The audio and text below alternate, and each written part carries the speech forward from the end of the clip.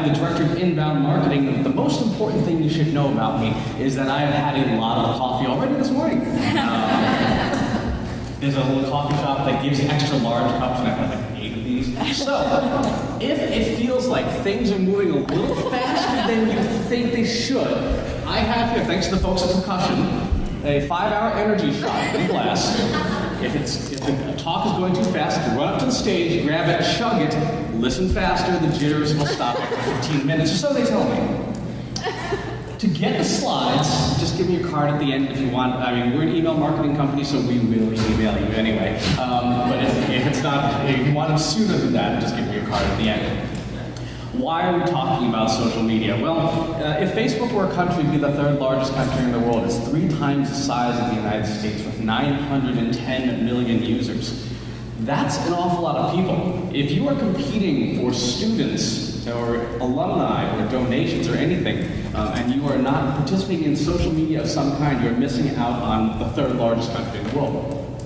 Today we're going to talk about ROI, the basics of it, finding it and growing it. First of all, this is ROI. It's a mathematical formula. The amount you've earned minus the amount you spent divided by the amount you spent. It is simple math. There are a lot of people in the social media space who like to say these things like return on influence, return on conversation, return on engagement. In the words of my Spanish friends, that is excremento de toro. There is only one ROI. Here's an example.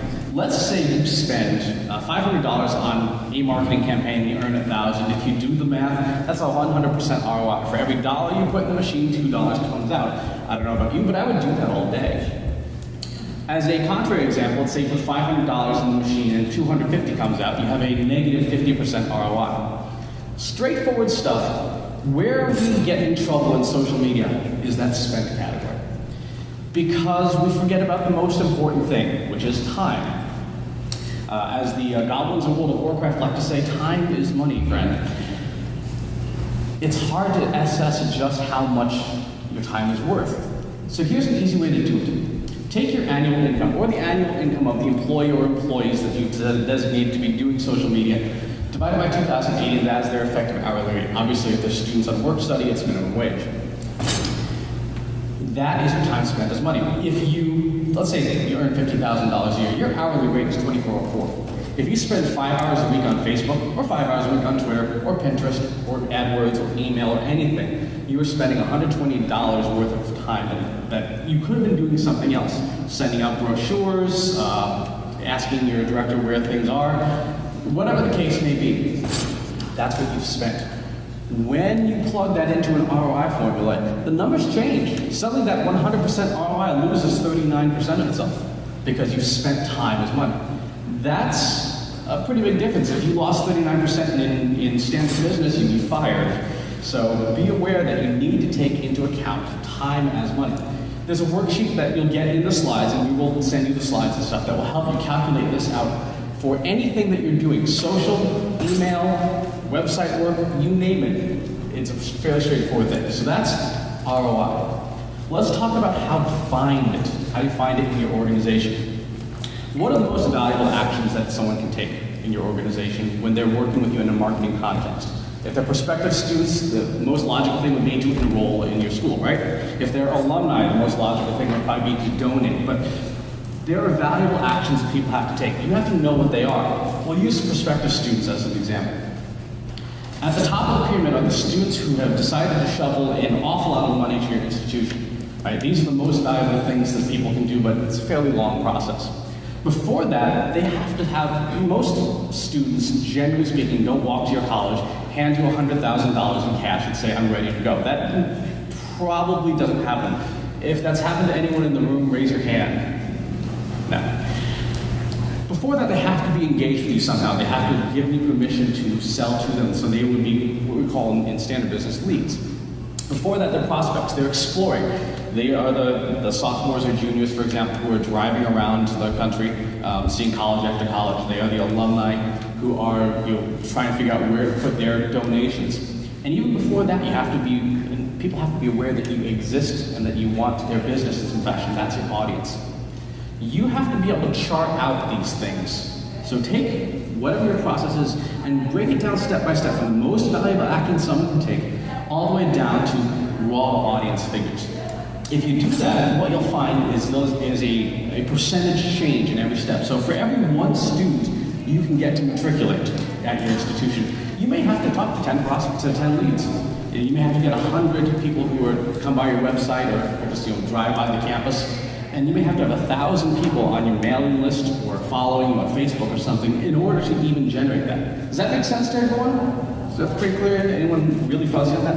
Okay. To take this to ROI, if you know the value of a student or you know the value of your average alumni donation, put it at the top. One student's worth $100,000, in some cases considerably more. I'm still paying off my student loans 20 years later.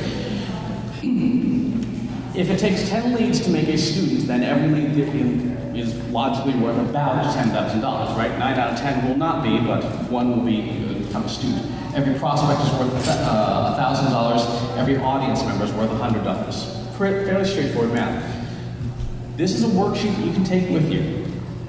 Chart all this out. The reason why is that there's software, and we'll talk about this in a second. There's software that will help you measure what your ROI is. Go back to the ROI formula. Earned minus spent divided the number of valuable actions. So let's say someone goes to your website and they download a brochure, or they download a yearbook, or they say, call me, or I'd like to book an admissions tour. Whatever the valuable action is, calculate your net earnings per action. So you say, let's say you spent $1,000 on the latest round of website revisions, and you've gotten, you've estimated that you've gotten 5 students out of it worth $500,000. Divide that by the number of times it took to get to those 5 students, and you've got your net earnings per action.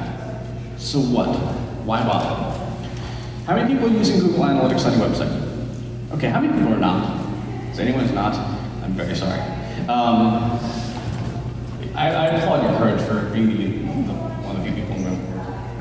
You need to use this, and here's why. In Google Analytics, you can take that number, the net earnings per action, and stick it into the software. And then everything that you do, not just email, not just social, not just pay-per-click, not just whatever, everything will change. You will be able to assess just how much return you're getting for everything you're doing, because every time someone does something valuable on a website, it calculates it as part of the value. And this is something that you can then take, print out, and hand off to other folks, or even just look to see what's working. Here's an example. You can see social media traffic, line number 3 there. 215 people went from a social media site to, in this case, downloading an ebook, and that was worth to this organization $24,000 of value. In addition, right here you see 255 people participated in the social media of this organization. They saw an update on Facebook, they responded to something on Twitter, but that wasn't the last thing they did. They may have gone to a webinar, they may have taken a tour, they may have downloaded additional stuff. It wasn't the last thing they did, but it contributed to it. That was worth another $29,000. When you're talking about ROI, that's an incredible difference. We used to have to say, okay, well, the last thing somebody did was logically what made them change, what made the decision for them, and so we should attribute it to that. Google Analytics changes that game for us because it says there are things that contribute but are not final parts of the decision. For example, you may have someone participating on your Facebook page, right? And they may come for a campus tour. If you say that the campus tour is what made them matriculate, you're missing half the picture, because the Facebook page made them aware that your institution existed in the first place. By having this sort of analytics, this sort of data, you will be able to point to the total value of what you're doing in social media, or any of the other channels on here. You'll see emails on there, which is worth an astonishingly large amounts of money, organic search and things like that. So every online marketing channel is contained in this chart. It's very, very handy. You will also see in Google Analytics, and this is really cool, it's called path analysis. This will tell you where social or where email is participating. How many people have ever played the kids game Jenga, the wood block tower game? Okay, this is digital Jenga. If you pulled social media out of this transaction, it may or may not collapse. We don't know. If you pull social media out of this transaction, it may or may not collapse. We don't know, but if you pull enough of these blocks out, eventually the transaction collapses. This is why social is important, because it's adding blocks back into the tower. It's helping people stay connected to you in yet another way that helps create these conversions. There's one final report inside Google Analytics that is exceptionally valuable that I think is worth sharing. It's called the Social Value Report. When you set up Google Analytics, this comes out of the box. This is a great chart for you to look at and for you to hand off to anyone in administration or in your board of directors, whoever, that wants to see how social is working for you, because it tells you what social did for last touches, what social did for assisted conversions, and then the total value of your conversions. This is what health looks like. If you're doing a good job with your social media, it's one of 4 basic online channels, so it should represent about 25% of your conversion to valuable actions on your website. It should assist in another 25%, meaning social share should be about 50%. And this is true of most of the digital channels. So search should be about 25%, email and campaign should be about 25%, and referral traffic from other sites should be about 25%. You're socially broke if this chart looks like this, where there's a tiny little bubble at the bottom that's social media. It means your social is just not working for you. This is rare, but does happen. There are organizations in which social is so much of their business that it becomes a risk. If you find that social media is working so well that you are reliant on it, then when things change, and they do change, you will find that you're in a lot of trouble. For example, Facebook, about a couple months ago, forced everyone to switch to timeline. How many people love the new timeline on your personal Facebook profile? Okay, like 5. How many people have a Facebook account? Okay, so yeah. Not the most popular change, and it was really unpopular with organizations, schools, colleges, and companies because it removed our ability to ask people to register and do stuff on our Facebook pages. If you are over-reliant on that particular strategy, you are now in a heck of a lot of trouble. So you want to make sure with social that you are balanced and it's growing, but it is not the lion's share of your business. Any questions so far? Okay. So now that you know what ROI is, and you know the basics of calculating it, you have to go through the worksheets. Let's talk about how do you grow ROI. This is what we call a line of sight business model. Everything at the end of the day has to result in some kind of net profit. If you're not making money, you can't keep the lights on. This is true whether you're a college, whether you're an alumni association, whether you're a jewelry store. If you're not making money in some fashion, you can't pay the bills to stay open. That's just reality. There are 2 components to net income. There's margin, which is how much money you make per transaction, and then volume, the number of transactions you can make. From margin, we get income and expense, aka tuition, and then everything that goes to pay for the operation of the school. Also donations. You also have volume, which is how many people are in your audience, and then how many of those people are actually doing what you want them to do as a marketer in order to make things happen. Who has responsibility for this stuff? Well, income is largely going to be the product, which in this case is the educational experience. Operations takes care of the expenses. Volume is marketing's job, which is a lot of the jobs of the people in this room, and then sales is making those people do stuff. When it comes to ROI, you have 2 choices. You can either reduce your expenses or you can increase your revenue if you want to increase it. As people who are web developers, who are marketers, who are communicators, we generally don't have a lot of say in how much tuition costs, right? We generally don't have a lot of say beyond our own budgets about how much the institution is spending. So the 2 levers that we can work really are how many people can we get in front of, and then how much can you make them do stuff. Would everyone agree with that basic analysis? Yes, no? Yes. Awake? Not awake? It's a logical conclusion then that our job is to build audience, whether it's prospective students or whether it's alumni who we've lost touch with, whatever the case may be. Our job is to bring people back to the institution and get them to do things. In social media, size does matter. There's a concept called Metcalfe's Law by a guy named Robert Metcalfe who founded 3Com and created Ethernet, that cable you plug into your computer, for those 5 people who still use cables, which said that the value of a network, of a social network, is the number of, the value of a node times the number of nodes squared, which means that the more people you have in your social network, the better it's going to function for you. As an example, I worked with a friend of mine on Twitter to do a campaign a couple of years ago, and he tweeted it out to his network of sharing an ebook. His network at the time was about 150,000 people. When he sent this out, this peculiar thing happened where people would retweet it and share it and share it and share it. It took 9 months for that tweet to die. He sent it out once, and 9 months later, it was still finally going around the edges of his network. Even if you are talking about people who aren't necessarily qualified to come to your institution, there are still plenty of people who would love to talk about you, who would love to participate with you. So invite as many people as possible into your network. Second important concept when it comes to growing your audience is what's called the social feedback loop. As marketers, we have a tendency to just say, whenever we talk to somebody, oh, go visit our website. Well, that's okay, but there are conversations happening out there. Everything starts at the bottom here with your content. And that's your website, that's your social media presence, that's your email marketing, that's your blog that you're writing. The content has to be valuable. You distribute it, social channels to some degree, email, publishing it on the web.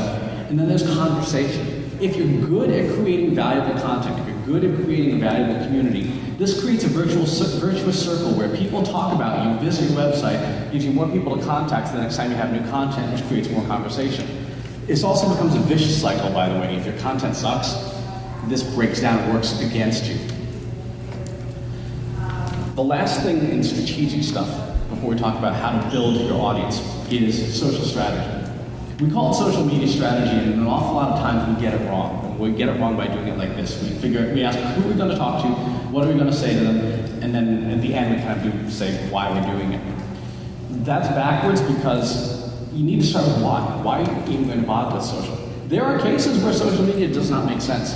There are a lot of cases. For example, if you are a healthcare institution, like a school of medicine, there are cases where social is probably a bad idea. Things like healthcare privacy can be fairly significant. So if you're a teaching hospital, that could work against you. What business objective are you going to actually accomplish? Are you going to matriculate students? Are you going to collect alumni donations? If you don't know, don't start a social presence until you do know. Once you know that, then talk about what. What are you going to create that's valuable? And then talk about who you're going to talk to. So how do you create valuable stuff? How do you build audience? First things first, how many people can express their college's or their institution's brand or identity in 140 characters or less? Okay, what is it?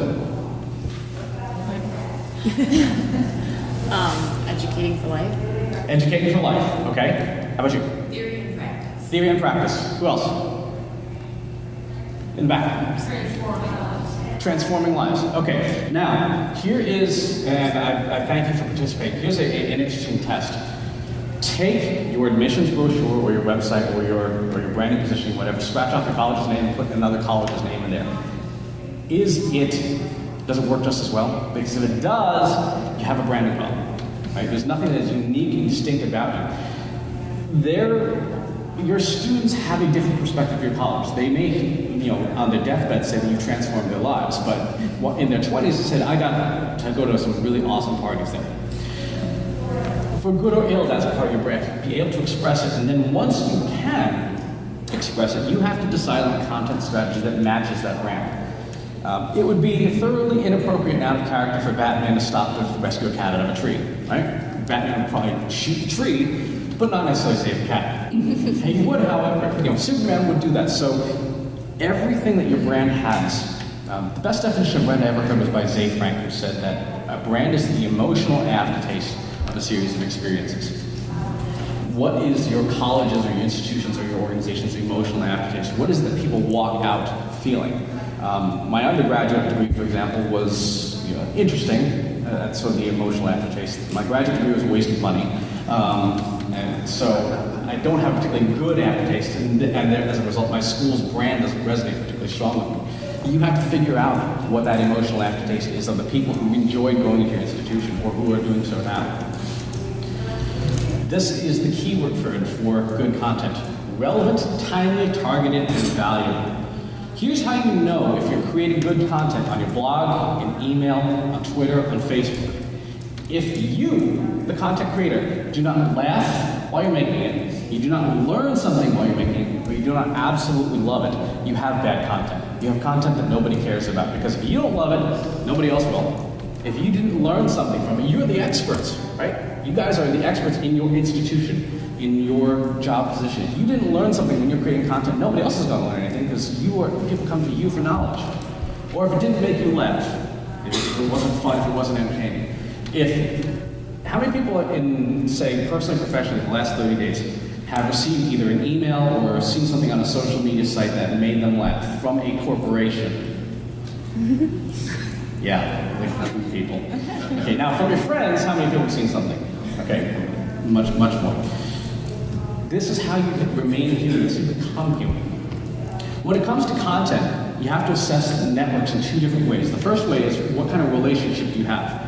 Old school networks like MySpace, for those 5 people who remember what MySpace was, LinkedIn and Facebook to some degree are symmetric networks in which the relationship is, in order for me to be your friend, you have to be my friend. Newer networks like Pinterest, Google+, and Twitter are asymmetric, which means that someone can follow me, but you don't have to follow them back. Knowing what kind of network type you're dealing with gives you an idea of how you're going to build content, because on the asymmetric networks, it's much easier to build a bigger audience because people don't feel obligations to follow you back. You also have content types. Some networks are short form, like Pinterest, which is mostly pictures and small words. LinkedIn and Twitter are short updates. This is the attention deficit crowd. Facebook is slightly longer form, and Google+, you can actually, by the way, post the entirety of War and Peace inside a Google+ update. You shouldn't, but you can. The reason these are important is that every time a new network comes out, if you can figure out what it looks like and how it works, then if you have a strategy that's working on one, you can port it over. If you had a Facebook strategy that was working for you really well, when Google+ came out, you said, okay, we can move our content strategy and try it out on Google+. Likewise, if you have an audience strategy that works really well on Twitter, when Pinterest came out, not a huge deal. You do the exact same thing you did on Twitter to make it work. Set up your home base. How many people enjoyed the outage of Twitter and Google Talk this last week? That was fun, wasn't it? It reinforces, though, we don't own this stuff, unless you bought Facebook stock, in which case, sorry. But we don't own this stuff, right? Your Facebook profile can be gone like that tomorrow. Your page can be gone, your Twitter account can get canceled by NBC because you tweeted about the Olympics and said something they didn't like. So you need a home base. This is your website. I've talked to a lot of you in the past couple of days who have said that your website is actually out of your control in some cases, social media. This is a very bad situation. It'd be very, very harmful for you. So if you can't get everything under one house, at the very least, find the people who are in charge of web, social, and email, and buy them beer every Monday, and get them together so that you can at least get things working in one piece. But you need a home base. You need a place to call home that is not on a social network. You need an editorial calendar. And you really actually do need to plan this stuff out. When it comes to creating content, believe it or not, it's really, really easy. You just have to look for it. Go to sites like Quora.com, Ask.com, all these question sites, and look for people asking questions about colleges, about scholarships, about learning, about programs. You will find there are hundreds and hundreds and hundreds of these questions. Collate them to a spreadsheet and then hand them to your team, or work on them yourself. And every one of these is a blog post, every one of these is a Facebook post, every one of these is a Twitter link to a blog post. But this is how you create a lot of rich content. You find questions people are already asking. How many people have a general admissions box, email box? Okay. How many people actually read the emails that come into it? Okay, a few. That's going to be your good content, because people, you know what people are saying. Tell me how I can afford to attend William and Mary. Tell me how I can get into MIT. What do I need to do? And that's where your content comes from. So create a weekly framework. Now, there's a lot being said about social media automation, and a lot of it's negative, but the reality is, unless you are doing so phenomenally well that you have a lot of free time in a week, you probably want to set up something that has a frame of content. So one of the things we do is we have time slots. We have 5 time slots throughout the day that we plan content for. We obviously respond to things that are happening in real time and stuff like that. We spoil endings of movies, but we have stuff that's planned. So every day we have a welcome message. Every day we have a promotional block where we talk about something that we want people to do. Every day we have some kind of useful quote. Every day we have a couple of blog posts in there. Create this kind of structure so that you know there's going to be content you're sharing on a daily basis. And it really does need to be daily. And then create a daily recipe for your team. first thing in the morning, what should you do? Well, you should check all the social media accounts. Any complaints about your school, anything that's been said negative, have somebody respond to it. Post your daily content. Eliminate spam from pages. Thank anyone who positively mentions you. This is the kind of recipe that you need to hand to people, and every institution is going to be different. Your recipe is going to be different, right? It's like making a BLT. Everyone has a different way of making the BLT, but it's functionally pretty much the same thing. You need to create a recipe for your institution that works really, really well. If you're puzzled about where to get the best people, believe it or not, writers. If there's one skill that's defines social media really well, it's being able to write well in the English language or the language of your choice, and not in the bizarre shorthand that everyone seems to be using these days. Journalism students and writers in general are very, very good at this because they're good at asking questions. They should be good at asking questions and writing compelling headlines. When you think about it, a Twitter post or a Facebook post or a Pinterest post really isn't much more than a newspaper headline or a magazine cover, right? If you want people's attention, you have to do the same thing that a journalist would do. So instead of having, new blog post on a blog, have a journalist work on it. And if you have a journalist program, you're having a field right for this. When it comes to your content, you need relevant, timely human responses. And it is okay within reason to go off-brand, right? And this is an example. Our CEO we were talking about a video that we were putting together. It was promotion. Our CEO said we want rap music. And we had a long conversation with a few of our more dedicated prospects about what rap music we should have in our video. We actually ended up going with Vivaldi instead, but this sort of thing is okay. As long as you have students, and Julie Campbell said this best yesterday, as long as you have students who understand the difference between personal and professional, and you can sort of almost certify that, then having stuff that is human conversation is a good thing. Make your content useful and usable. Just a quick show of hands to see how many people are in like an admissions or a front-end role here? How many people are in like an alumni or development role? Okay, a few more. If you or your alumni team is looking to make your social media valuable, one of the simplest and easiest ways to do that is to get your alumni network to send you openings of jobs at their companies that they work at. And then you put it in your newsletter, you put it on your Facebook page. Hey, such and such, who's an alumni from the class of 72, is hiring for this. You instantly turn your social media outlet from being a boring old place to like, oh, I can get a job there, and the school can hook me up. Right? That's a pretty big deal. Right? And it's simple. You have the alumni network already. You have the content. All you need to do is say, let's work together, and we can help alumni who have graduated, who need graduates. Presumably, unless they're me, they like their institution, and so they will give a little more favor to those folks. Think about all the things you have access to, all the content that's being created on your campus or at your institution now that you can use. Right? Ask students to do video contests, to create stuff, because they like doing that. If they can do it under the auspices of your institution, then they get the added benefit of being able to add it to their resumes. Use good monitoring software to respond to stuff, to know what's being said about you. If you want to see really, really good examples of this, look at how Penn State has been struggling to handle their issues, right? And all the stuff they've missed in the conversations. This is a tool called Social Mention, socialmention.com. It's free. You can plug your institution's name in there and just see what's being said. You can try it now if you want to. And you can get some idea of how active your brand is. There are other tools like Hootsuite or Radian6 or all these different things that will do, in some cases, better jobs. But if you just want to see what's being said, try tools like this and then respond to stuff. Just don't make a note of it and put it in a spreadsheet somewhere. Actually respond to stuff. This never happens. I've never seen a brand get invited to a kid's birthday party, right?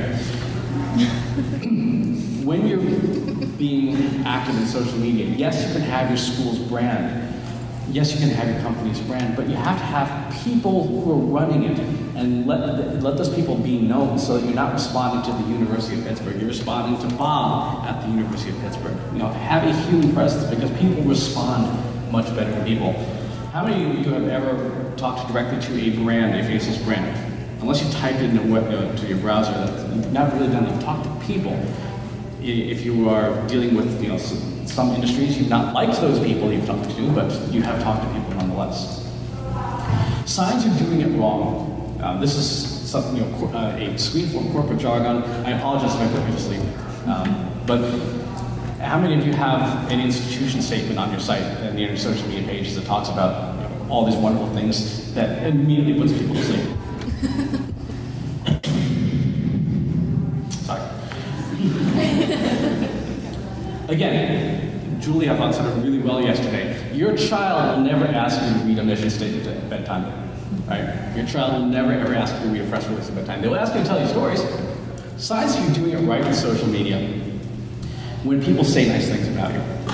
If you have, how many people have a Twitter account that you're actively monitoring or using right now? Okay, good. How many of you know about the favorites feature, the little star feature? Okay. One of the most powerful ways to use that cute little feature for content is to favorite nice things people say about you or your institution. Then, when it comes time to show that off in brochures or online or in emails, all you need to do is say, hey, look at our Twitter page. Right? Look at our favorites page. All the great things people have said about us. This is incredibly powerful. You can do this on LinkedIn too, by the way, for those of you who are doing like graduate programs. This is incredibly powerful because it is not you saying we're awesome. It's other people saying you're awesome. And it's totally free. All you gotta do is hit the favorite button every single time somebody says something nice about you. So that's content, the first half of building your audience and all the different ways you can use content.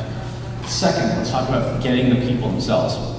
If you haven't already done this, this is something that should take you probably about an hour or 5, depending on how cooperative your IT department is.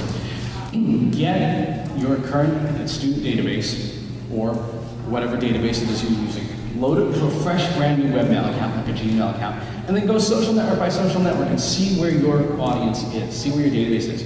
So you go to find friends on Facebook, or find friends on Twitter. It will tell you, out of this 1,000 people or 10,000 people, 5 are on Twitter, or 5,000 are on Twitter. This is how you start your audience, with the people who already know you, the people who already like you. It's very, very easy to do. Here's, this is Facebook's, right? Do this. You've got an audience already. Facebook will even let you upload an email list from your email marketing system and jumpstart your social presence that way. Look at your website, right? What are people typing? Where are they coming from? How much of this sort of pie, where they're coming from? If you know that, you can go look at what they're typing and where they're coming from, and say, go out on these different websites and leave comments, talk to people there, because that's where your audience is. If they're coming from those websites, logically, it would make sense for you to go and be present there. Make sure that you have obvious stuff on your website, like ways to contact you and ways to find and follow you. I am astonished on a routine basis how many college websites don't have a phone number on them, of any kind. You have to dig like 8 levels down, and then somewhere at the bottom there's like a tiny phone number that no one answers. Have it on there because it does 2 things. Number 1, it gives you the opportunity to get direct calls, but 2, it inspires trust, right? Because I can talk to these people if I need to. If I have a question about admissions, I can talk to somebody. On your website, make sure that you have the ability everywhere you possibly can to have people share stuff. When it comes to social networking, there's, especially on things like Facebook, there's 2 options. People can like something, or they can choose to share it. 99 times out of 100, you want people to share things. If you have to choose to lay out the interface, choose to have people share stuff, because that is so much more powerful. How many people have liked a page on Facebook? Just so okay, have you gone back to that page? Yeah, so there's some pages you go back to, but the vast majority, you hit that like button, and you never ever go back there again, right? If you can get people to share the content and distribute it to their friends, you'll be much, much better off in terms of building your network. Find and follow interesting people. There are websites everywhere that have lists of interesting people. For example, if you're running a graduate program, look for people who classify themselves as entrepreneurs, because they are probably people who desperately need a graduate management program. These sites exist for virtually every social network that's available. Look for groups that are out there. If you are recruiting, say, graduate business students, there are tons and tons of business groups on LinkedIn that you should be participating in. If you are looking for students to matriculate at the undergraduate level, look for the gazillion and a half financial aid groups on Facebook that are student-run. that have no actual sponsor. There's people going, I can't afford to go to college. There are lots and lots of these different groups out there. Participate in them, find them, and get into them. How many of you have ever sent an email to your list of prospective bachelor students highlighting your social media page? Okay, 3. How come the rest of you haven't? This is really, really simple to do. Send people an email and say, hey, we're on this page. Here's what you can get when you participate here. You can find it. You'll learn about our admission strategies. You can learn about what we're doing on campus and things like that. Send them an email. And in every email, give people the opportunity to share stuff. This is a share bar that you can input into your emails that kind of floats with it. So every single email that goes out should have one of these in it so that people can share it. Assuming it's not transactional, like we're sorry, we've declined your application, that you probably don't want people sharing. If you have some budget, we also want to look at using pay-per-click as a way to build presence. When it comes to pay-per-click on Facebook, if you're going to spend some money and you don't have a lot, look at the sponsored stories. This is a very, very simple way to spend between $5 and $50 per post. And you don't have to do it on every post. Pick one, maybe a month, drop $50 on it, and reach a significant number of your audience. You can do the same thing on LinkedIn. You can do the same thing on virtually all these networks. So they all want your money. So try it out. See how that works. So let's take a look now at these sort of immediate next steps, things you should take away. Identify your overall goals first, because without that, you're in trouble. Write out your story, condense down 140 characters, and be able to articulate it. For example, we help you find and grow your email marketing ROI. That's what we do. Not a lot of other companies say that right now because they're all talking about how you can be social. Create content that your audiences laugh, love, and learn from. Set up your home base, your website, to be social. Create an editorial calendar, framework, and daily activity list. Pick the right people based on their skills and passion. Be human in your interactions. Seed your networks from your existing databases. You have the data already, make use of it. Some of you probably have databases with hundreds of, almost millions and millions of people. Use them. Identify valuable digital activities and assign values to them, and then watch your analytics. Look at them over a 90-day period and see what's working and what's not. All these tools that we've talked about in this presentation shouldn't cost you much more than a handful of dollars. The last thought, and this is the thing I want to leave you with, when it comes to social media and stuff like that, there's a 3-step process to becoming better at social media. In the beginning, this comes from the martial arts. You follow best practices. Download every ebook you can on how to be better at social. Try stuff out and learn the basics. Get good at the basics. After a certain point, you're going to find that stuff's not useful anymore. It starts going into reruns. Some of you probably feel that way about this presentation. That's okay. That means that you're no longer a beginner. You're now at an intermediate stage where you have to start trying things and breaking things and going against best practices. And eventually what will happen is you'll become so good at social media that you won't need the best practices guides anymore. In fact, chances are you'll be up here next year at EduWeb or the year after telling your own stories about how you mastered it for your institution. That's how this stuff works. After a certain time, you just got to go do it because the number of conferences you go to will not improve your abilities. The number of ebooks you download will not improve your abilities. But if you feel like things are rough at first, that's okay. That's normal. It's the way this is with the stuff that we're supposed to work. A couple of resources. We have a free ebook called 57 Tips to Grow Your Email List at whatcounts.com/eduweb. We also have a weekly newsletter we send out that's free. We encourage you to subscribe to as well. So with that, we have just about 20 minutes left. So any questions? We can take questions of any kind. Yes, sir. Yeah, when you're talking about being human, sometimes I see with Twitter feeds where, in their description they're saying curated by so-and-so or, produced by so-and-so. Yep. That's unusual. Do you recommend that? So the question was about curated Twitter feeds. Curation, for those of you who are not familiar with the term, curation basically means you don't write a whole lot of your own stuff. You share other people's stuff and you find stuff. And that's okay in moderation, and that's also okay because it gives you the ability to highlight and shine light on other people. If you are, for example, the Massachusetts Institute of Technology, and you are shining the light on somebody's cool engineering project, you can be fairly certain they're going to be really, really happy you did because they have an implicit sort of public endorsement that MIT has endorsed them by sharing this stuff. So the thing you want to be careful about, obviously, then, is are you lending your brand, your name, and your presence to somebody who is not consistent with who you want to be or who you want to be sharing. So it would be appropriate for MIT to share a really cool engineering hack that someone came up with. It'd probably be inappropriate for them to share the latest LMFAO music video, right? Because it's just not consistent. Should you use curation? Sure. I mean, I think that's fine as long as it doesn't present any conflicts of interest. I guess maybe I didn't state it correctly. Not really curating exclusively, but it's the person who's producing that Twitter feed. Instead of just a faceless institution, this is produced by. So should you do that? Yeah. If you are going to be doing anything, you should be human. You should say who you are and take responsibility for what you're doing as an individual and as an institution. Absolutely. Other questions? Yes, ma'am. When you summarized your work, you just gave us a summary of your business in 140 characters. My background's marketing, I would call that an elevator speech. Yep. How do you summarize that? I think what I run into in our institution is people initially were afraid that,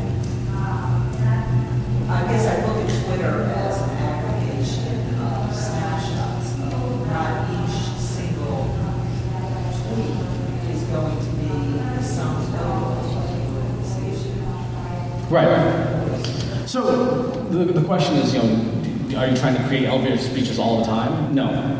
That's more of a thought exercise. Can you actually do that and create that very compact statement so that you can explain it to somebody and they get it like that? Because in a lot of cases, not just students, but everyone these days seems to have attention spans of a squirrel on crack. And as a result, we need to tighten up our messaging as much as possible. Someone wants to put handles on it so that they can carry it and share it very quickly. That's why that's a particular exercise. Question? There's a question here. Yes, ma'am. Will this presentation be online? Yes, it will. In fact, I've got a video camera there, I've got an audio recorder here, I've got this microphone here, slides are recording, so you'll get all of it, and you'll get email from me, a lot of it. Now, other questions?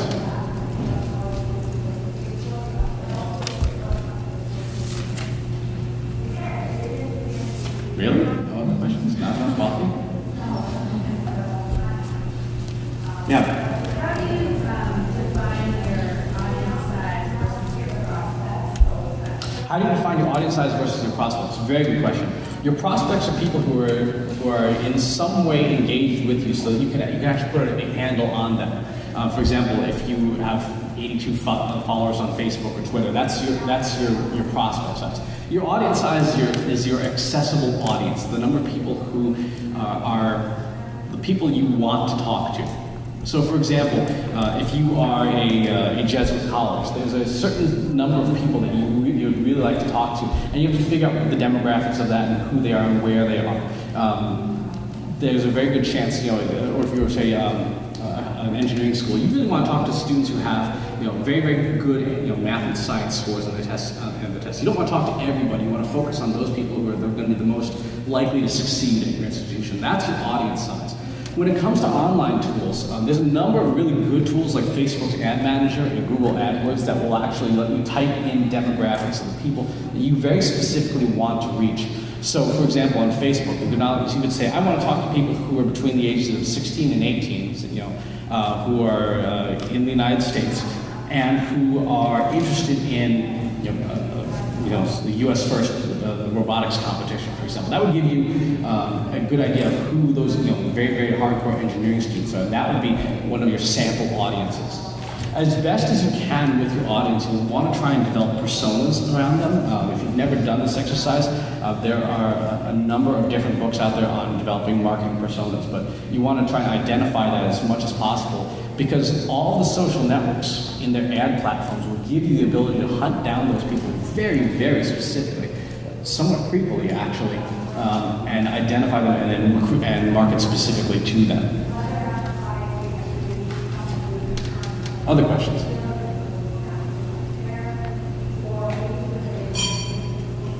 Okay. Well, thank you very much. I appreciate your time. Alex, the presentation.